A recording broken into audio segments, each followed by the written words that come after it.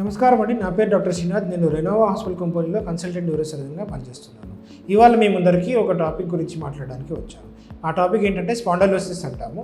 ఇది స్పైన్లో వచ్చే అరుగుదలని మనము గమనించినట్టయితే ఇలాంటి కండిషన్ని మనం స్పాండలోసిస్ అంటాము. ఈ మనకు సాధారణంగా వచ్చే స్పైన్లో 4 భాగాలు ఉంటాయి: సర్వైకల్, డార్సల్, లంబార్, సాక్రల్ అంటాము. ఈ స్పాండలోసిస్ అనేది మనం సాధారణంగా సర్వైకల్ రీజన్ అంటే మెడ భాగంలో, లేకపోతే లంబార్ రీజన్ అంటే నడుము భాగంలో గమనిస్తుంటాం. ఈ సాధారణంగా మనం గమనించినది ఏంటంటే మనము ఈ నడుముని మనం వాడే విధానంలో మార్పుల వల్ల ఇది మనం గమనిస్తూ ఉంటాము. ఈ స్పాండలోసిస్ అనేది అరుగుదల అంటాము. సాధారణంగా ఈ 2 బొక్కల మధ్యలో అనేది సాఫ్ట్ పదార్థం అనేది డిస్క్ అనేది ఉంటుంది. ఈ పలు బొక్కల మధ్యలో చాలా వరకు సర్వైకల్ డిస్క్స్ కానీ లంబార్ డిస్క్ ఉంటాయి కాబట్టి ఎక్కువ లోడ్ పడే ప్రదేశం అంటే సర్వైకల్ డార్సల్ కానీ లోవర్ సర్వైకల్ అంటాము, లేకపోతే లంబోసాక్రల్ అంటాము, లోవర్ లంబార్ రీజన్లో అంటాము. ఇలాంటి భాగాల్లో మనకు సాధారణంగా ఈ స్పాండలోసిస్ అనేది గమనిస్తుంటాము. ఈ స్పైన్ మీద లోడ్ ఎక్కువ పడడం వల్ల, లేకపోతే స్పోర్ట్స్ యాక్టివిటీస్, లేకపోతే ఫిజికల్ ఎగ్జర్షన్ ఎక్కువ ఉండే వాళ్ళకి ఇది సాధారణంగా గమనిస్తుంటాము. ఈ స్పాండలోసిస్ అనేది సాధారణంగా మనకు నడుములో కానీ మెడలో కానీ మజిల్స్ వీక్ అయినప్పుడు ఈ బొక్కలు ఎక్కువ కదలడం వల్ల ఈ అరుగుదల ఎక్కువగా గమనిస్తుంటాము.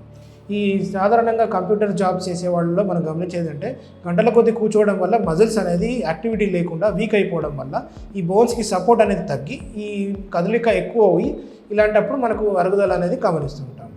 ఈ సర్వైకల్ స్పాండలోసిస్ కానీ లంబార్ స్పాండలోసిస్ కానీ సాధారణంగా వచ్చే లక్షణం ఏంటంటే నొప్పి అంటాము. మెడ నొప్పి కానీ నడుము నొప్పి కానీ సాధారణంగా చూస్తుంటాము. ఈ మొదటి స్టేజ్లో నొప్పి ఒకటే ఉంటుంది కాబట్టి ఈ స్టేజ్లో మనం గమనించినట్టయితే తగు చర్యలు అంటే మెడికల్ మేనేజ్మెంట్ కానీ ఫిజికల్ రీహాబిలిటేషన్ ప్రోగ్రామ్స్ వల్ల కానీ మనం సాధారణంగా ఈ నొప్పి నుంచి ఉపశమనం కలిగే అవకాశం ఉంటుంది. ఈ నొప్పి ఎక్కువ ఉన్నప్పుడు రెస్ట్ తీసుకోవాల్సి వస్తుంది, రిలీఫ్ కోసం మెడిసిన్స్ వాడాల్సి ఉంటుంది. నొప్పి తగ్గిన తర్వాత మనకు ఫిజియోథెరపీ యాక్టివిటీ వల్ల ఈ మజిల్ స్ట్రెంత్ పెంచుకోవడం వల్ల ఈ స్పాండలోసిస్ని మనం చాలా వరకు పోస్ట్పోన్ చేయడం కానీ అరికట్టడం వల్ల చేసుకోగలుగుతాం. ఇది నెక్స్ట్ స్టేజ్కి వెళ్ళినప్పుడు ఈ అరుగుదల ఎక్కువైనప్పుడు బొక్కలలో మార్పులు గమనిస్తుంటాము, ఈ డిస్క్లో మార్పులు గమనిస్తుంటాము.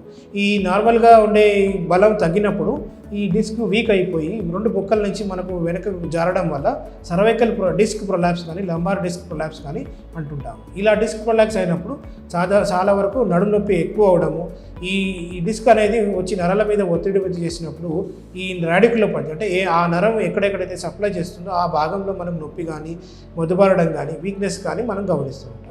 ఇలాంటి స్టేజ్లో వచ్చినప్పుడు ఈ సివియారిటీని బట్టి ఎంఆర్ఐ అనేది టెస్ట్ చేస్తే మనకు స్కానింగ్ ద్వారా ఈ పరిస్థితి అనేది మనం ఈ సివియారిటీ అనేది తెలుసుకోగలుగుతాము. ఈ ఎంఆర్ఐ చేసినప్పుడు డిస్క్ ప్రొలాప్స్ అనేది మనకు చాలా ఎక్కువ ఉన్నప్పుడు ఆపరేషన్ అనేది అడ్వైస్ చేస్తుంటాము. ఆపరేషన్ అనేది మనము డిస్క్ గురించి 2 రకాలుగా చూస్తాం. ఓపెన్ సర్జరీ అంటాము, ఎండోస్కోపిక్ సర్జరీ అంటాము. ఓపెన్ సర్జరీలో మనం లామినెక్టమీ అని కానీ లంబార్ రీజన్లో నడుములో లామినెక్టమీ అంటాము, సర్వైకల్ రీజన్లో మనకు యాంటీరియర్ అప్రోచ్ అంటాం, ముందు నుంచి వెళ్ళడం కానీ చేసినట్టయితే ఈ చెడిపోయిన డిస్క్ని మనం తీసేసి దాని భాగంలో ఇంప్లాంట్ అనేది పెట్టడం జరుగుతుంది. సర్వైకల్ అంటే మెడ భాగంలో చేసినప్పుడు ఈ కేజ్ కానీ ప్లేట్ కానీ పెట్టి దానికి సపోర్ట్గా మనము ఇవ్వడం జరుగుతుంది. లంబార్ డిస్క్ ప్రొలాప్స్ కానప్పుడు ఈ డిస్క్ బయటకు వచ్చింది భాగాన్ని తీసేసి నరాల మీద ఒత్తిడి తగ్గించినట్టయితే చాలా వరకు నొప్పి కానీ తగ్గి వీక్నెస్ కానీ ఇంప్రూవ్ అయ్యే అవకాశం ఉంటుంది. కాబట్టి ఈ తగైన స్టేజ్లో ఆపరేషన్ అడ్వైస్ చేసిన డాక్టర్ తీసుకోవడం ప్రకారం ట్రీట్మెంట్ చేసుకున్నట్టయితే చాలా వరకు ఉపశమనం కలుగుతుంది. ఈ ప్రాబ్లం వచ్చిన వాళ్ళు ఈ సర్జరీ చేసిన వాళ్ళు కూడా ఫ్యూచర్లో జాగ్రత్తలు పాటించాల్సి ఉంటుంది. బ్యాక్ ప్రొటెక్షన్ మెజర్స్ కానీ నెక్ స్ట్రెంథనింగ్ ఎక్సర్సైజ్ కానీ చేసినట్టయితే మళ్ళీ ఇంకొక దగ్గర ఇలాంటి ప్రాబ్లం రాకుండా మనం కాపాడుకోగలుగుతాం. ఈ ప్రాబ్లం ఉన్న వాళ్ళకి కరెక్ట్ రిహాబిలిటేషన్ అంటే ఆక్యుపేషనల్ రిహాబిలిటేషన్ అంటాము.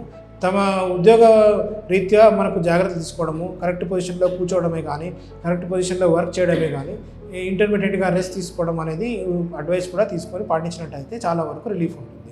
ఈ రీజనరేషన్ అనేది ఇంకా నెక్స్ట్ స్టేజ్లో ఇంకా ఎక్కువైనప్పుడు అయితే మనకు బొక్కలు ఒకదాని మీద ఒకటి కదిలిపోయినప్పుడు ఆ బొక్కలకు సపోర్ట్గా మనం స్క్రూస్ రాడ్స్ ఉపయోగించి స్ట్రెంత్ పెంచి దానికి సపోర్ట్ ఇచ్చినట్టయితే ఫ్యూచర్ అనేది ప్రాబ్లం కాకుండా వీక్నెస్ అనేది ఇంకా ఎక్కువ కాకుండా మనం కాపాడుకోగలుగుతాం.